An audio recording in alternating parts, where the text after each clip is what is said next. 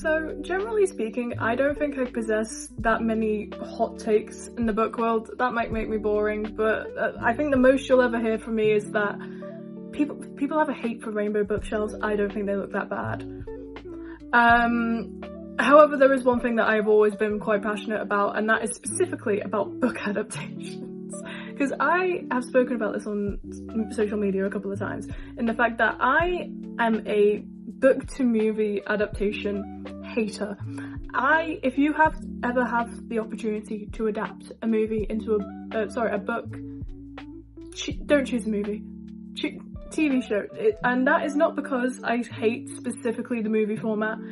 It is purely just because if you look at the track record of book to movie adaptations, 9 times out of 10 they don't work out and the book has to be remade again because it didn't work out the first time. And so I'm going to torture myself today a little bit by tier list ranking as many book to movie adaptations as possible that I've watched. I'm gonna give a small warning now because there are some very popular movies that I am going to be ranking quite lowly, so you know, just opinions. Also, a few of the books that I'm going to be listing in this video have both a movie and a TV show adaptation. I'm going to look at the movies as if they are the only adaptations out there for the sake of my sanity. For a few specific books, you will see why. We're starting off with, I think, maybe possibly a niche pick. At the very least, it's not going to be one that you'll think I'm going to start this video off with, which is A Series of Unfortunate Events, aka possibly one of my first hyperfixations as a child. Now the question is, should I really have been watching A Series of Unfortunate Events as a literal toddler? Probably not, but here we are. Now, the Series of Unfortunate Events movie took a strange approach to adapting a book, because if you don't know, the Series of Unfortunate Events books, there's a lot of them. I think there's like 13. In the fact that they took the first 3 books of the series and decided that they're gonna put all 3 of them into the same movie, but also kind of like Frankenstein them together. So like you have the first book but not the ending of the first book, and then you have all of the second book, all of the third book, and then the ending of the first book. And like considering how insane of an idea that is, pulls it off strangely well. That being said, there are definitely problems, and this is coming from someone who has a love for the Series of Unfortunate Events movie and the TV show. Although again, I am trying to judge them separately. There's just a thing of like Jim Carrey, at some points, genuinely really creepy. Most of the time, however, I mean, it's Jim Carrey playing a villain. I feel like I don't really have to explain beyond that. While I am not ranking these movies in terms of how accurate they are to the source material, because I am of the personal belief of you can make changes if you're adapting a book, at least just make them good changes. I will touch on that a lot more with a certain project in this video.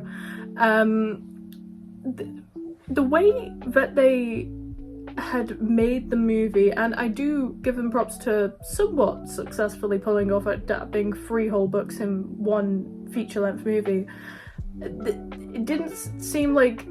I feel like the plan probably was to adapt the rest of them, but it really didn't. I don't know how they would have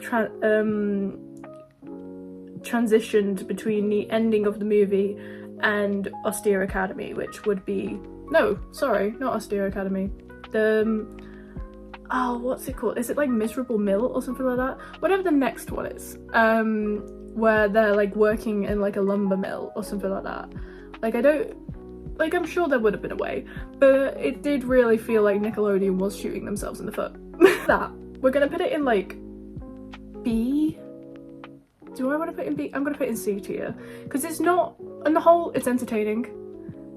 It's not a horrible adaptation. They just made some very strange choices with it. And we come to one that I feel like a couple of people are going to have a go at me for. The Hunger Games, which, now I will be completely honest, I am judging this only by the first 2 Hunger Games movies slash books because I did not finish the series. I know what happens in the rest of the series, both book and movie-wise, including the prequel and the soon-to-be second prequel that's coming. I know. And from what I've seen, like, The Hunger Games is not bad, and I'm not going to say that it is bad. It's just not the best. But I think that is also down to the fact that I watched The Hunger Games for the very first time in 2020, not when it was first coming out, because I was like 4. And I feel like it made more of an impact when it came out than now, where we've had so many dystopia series coming out. We were kind of in the middle of well, it was 2020, that's all I'm gonna say. Like, it's fine, it's not bad. Yeah, it was a good adaptation of the book. I just didn't love it, and for that I'm gonna put it in like B. I'm gonna give it like a B+, but I'll put it in B tier, which I feel like a few people are gonna have problems with, but we move. Speaking of adaptations of dystopia trilogy, we've got the Maze Runner, which I can't lie, I do have a soft spot for. I was obsessed with the Maze Runner back in like 2017, 2018, right as the Death Cure came out. And again, if we're ranking this purely on whether or not it's a good adaptation to the book, yes and no. First movie, decent. There's a few details, but whatever. Second movie, they're two different things. The Scorched Trials book and the Scorched Trials movies could not be any more different. And then I don't think I actually ever read the Death Cure book, but I know roughly what happened, so I can't really say how well of an adaptation the Death Cure was. However, if we're talking purely like, is it a somewhat good adaptation of the book and is it entertaining? Hell yeah, I love the Maze Runner so much. It's immediately going in S tier, and I think the reason why people like the Maze Runner so much is that for a trilogy that is basically telling the same story over 3 movies / books, they are so different. And I think that's why, like, you can watch each movie and not get bored, because it's not the same thing for 3 books / movies straight. Like, first book / movie, first movie, like, it's about people in a maze trying to get out of a maze. Second one is practically like a zombie apocalypse thriller, and then the third one, more of a dystopia thing. But yeah, Maze Runner, immediate S tier, love it so much. Not to diss the Hunger Games though, but like, it's better. I am on the side of the Maze Runner is the superior dystopia trilogy from 2014. Now for not a controversial opinion, I don't think, but definitely a controversial adaptation, Percy Jackson, which, I mean, I don't think I've ever seen now I could absolutely be corrected on this one, a book to movie adaptation that has been so hated by its fandom for rightful reasons. I am a Percy Jackson fan. I've already said that I'm not comparing the movies to possible show adaptations from the same source material, but the show is better, mainly because the show actually adapted Percy Jackson, because The Lightning Thief, I mean, it had some elements of the Lightning Thief book, but also not, and there's so many things changed. And I mean, aging the characters from 12 to 17 doesn't seem like that big of a deal, but in the same way it is. It was also a very odd choice as well. The Sea of Monsters was better, but like, the Sea of Monsters was a better adaptation, not by much, but it was also more boring. I remember falling asleep during the Sea of Monsters. So, you know, I don't want to put it F tier, because I feel like both movies combined, like, it's not an absolute shit show, but it's close to it. So we're gonna put this one in E tier, and I'm gonna cut myself off before I go on a full rant. Now, Miss Peregrine's Home for Peculiar Children, I don't think it wasn't a hated movie. It definitely wasn't a loved one, but it wasn't a hated movie either. and I actually think is quite underrated. I loved the Miss Peregrine's Home series so much. I was quite disappointed that they didn't make a second one, because you could tell they were setting up to adapt Hollow City, but it just never happened. And yeah, there are quite a few changes, aka just completely switching two girls' names, ages and powers. And one of them's like a main character, but you know, we move. I am of the belief that Miss Peregrine's Home needs another chance. Get it a show. Get it a show.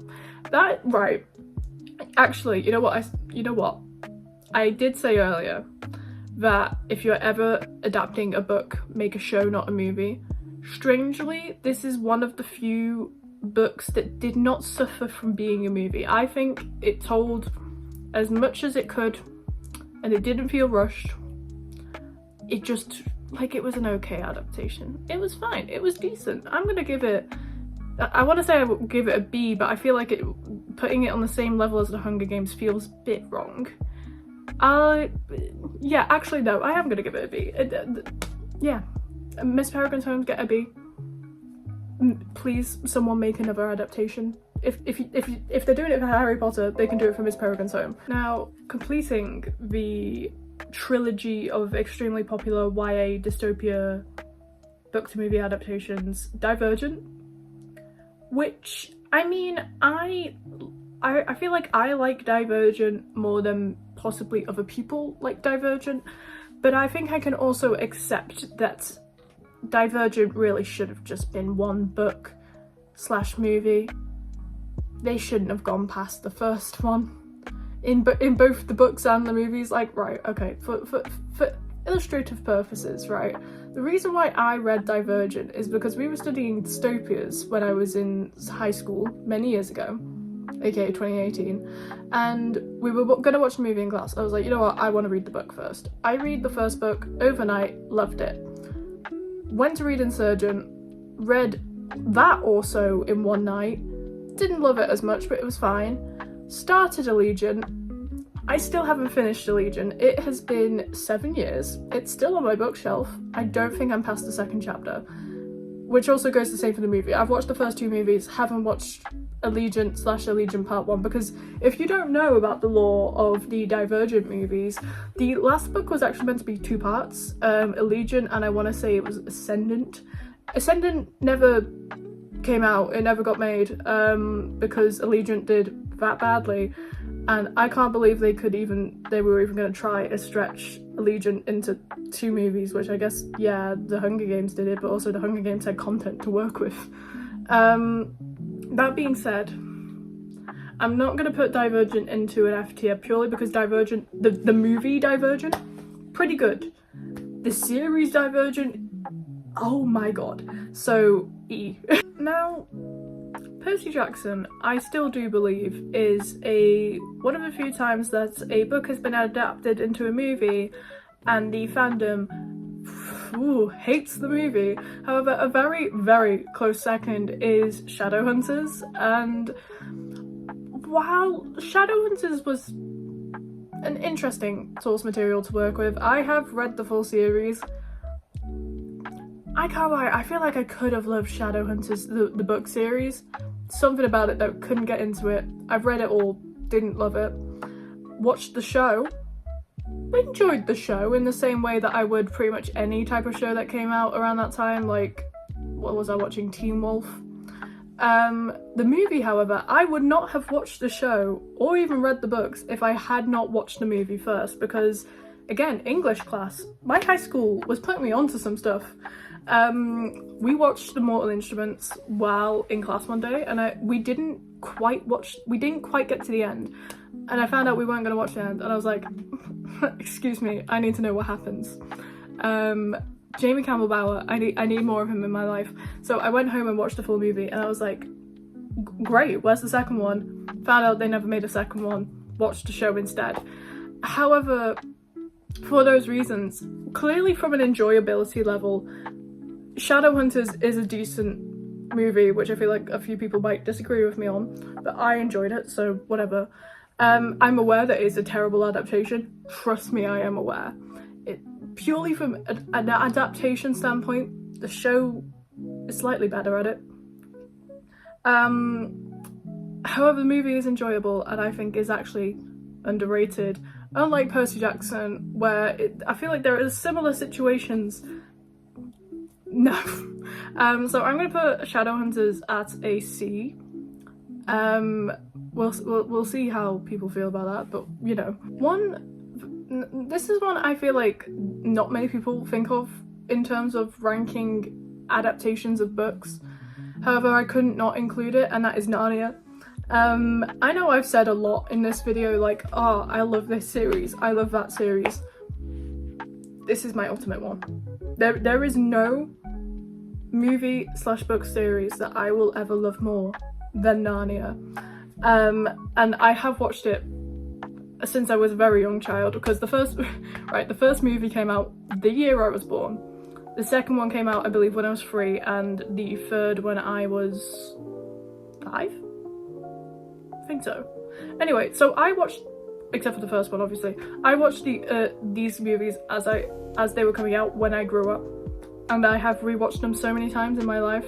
My poor friend, Ryan, a friend of mine, I make him watch the Narnia trilogy every year for Halloween. Is it a Halloween trilogy? Not really, but just illustrating. So I feel like we know where I'm going to put this, because I mean, there's 7 Narnia books. We only have 3 movies. They weren't even bad movies. Make it make sense. Because I feel like it is a strange thing of like, the Narnia books are quite short. Kids books. So tell me how you managed to take that as a source material, because I've read the Narnia books, and somehow turn it into a fantasy epic. Insane. Love it. S tier. Now, I was debating whether or not I should include Wicked in this video, partially because I feel like people don't realise that Wicked was based off a book originally, and before it became a musical, before it became a movie. So like, you know, the movie's an adaptation of the musical, not the book. However, I like Wicked. I can only also, the other reason why I nearly didn't include it is I can only obviously judge the first movie because the second one hasn't come out yet. And for those reasons, I mean, I don't know what Wicked for Good's gonna be like. It looks good. For now, I'm gonna like tentatively put Wicked at a B. I feel like I'm putting a lot of movies at B's. But you know, it was good. Was it one of my favourites? No, but it was good. I enjoyed it. And that's all I can really say about it. Finally, because I did have more things on my list, however, I feel like this video is already getting quite long, so I'm gonna leave it here and maybe do a part 2 one day. Lord of the Rings, right? But only the first Lord of the Rings movie, and there is a reason why I'm only judging the first one while I've been judging the rest of them as series, and that is because I could only get through the first Lord of the Ring movie. I've read the books. Now, right, okay, so there is backstory to this. I started university last September. I immediately met a great group of friends, basically on my first day. A couple of them, big Lord of the Rings fans. The rest of us never seen Lord of the Rings. And so that week, we decided to have a Lord of the Rings marathon. I say marathon, we watched the first movie. And I was sat there, and I wasn't the only one who was thinking this, by the way. And I was like, there is no way that they made this movie not approaching it like it was a comedy. Because I laughed so many times. Like, it was mainly at Gandalf. I'm like, there is no way that this is not a comedy movie. This is a parody. Because I feel like I was watching, you know, like Scary Movie and Teen Movie, like that genre of parody movies. I felt like I was watching that, but for fantasy epics. And I feel like I'm going to piss off a lot of Lord of the Rings fans. I feel the story is fine, but there were just so many moments in the movie I was like, y'all can't be serious. Nah. So, you know, actually, to answer this, a few of my friends and I got in a debate a few years ago of whether or not Lord of the Rings not trilogy, but like the Lord of the Rings series and Star Wars was better, because I had not seen either of them at the time. Now, 5 years later, I've seen both. I have to give it to Star Wars, because what on earth was going on in that movie? Anyway, this is a very quick video that it's not the normal type of thing I post. That is mainly because I'm going through some health problems at the moment, hoping to be better soon, so I can get back to my normal stuff. Feel free to rant in the comments with me about what has been discussed in this video though, because I will defend those opinions pretty well. For most of them. You can change my mind on a few of them, but most of them I'm pretty certain.